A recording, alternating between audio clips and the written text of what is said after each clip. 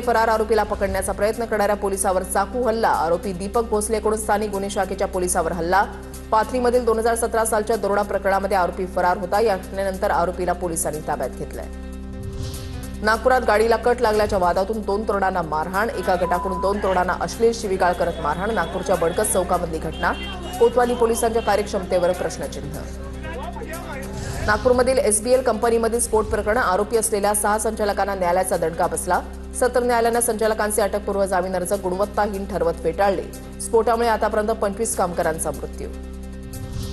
पंढरपुरात सराफाला लुटणारे चोरटे गजाआड। पंढरपूर पोलिसांकडून 2 आरोपींना अटक। सराफ व्यापाराचे 2 सोन्याचे दागिने हिसकावून चोरटे झाले होते पसार। पंढरपूर पोलिसांना चोरट्यांना पकडण्यात यश। नागपूरच्या कुही तालुक्यामधल्या कल्पना जिनिंग कंपनीच्या आवारामध्ये आग। ट्रॅक्टरच्या इंजिनमध्ये शॉर्ट सर्किट होऊन जमिनीवरील कापसाने घेतला पेट। अमरावती महानगरपालिकेच्या स्वच्छता कंत्राटदारावर मोठी कारवाई। पालिकेनं कोणार्क इन्फ्रास्ट्रक्चर लिमिटेडवर 9,65,000 रुपयांचा ठोठावला दंड। स्वच्छता करारातील अटींचं उल्लंघन तसंच कामामध्ये त्रुटी आढळल्यानं कारवाई।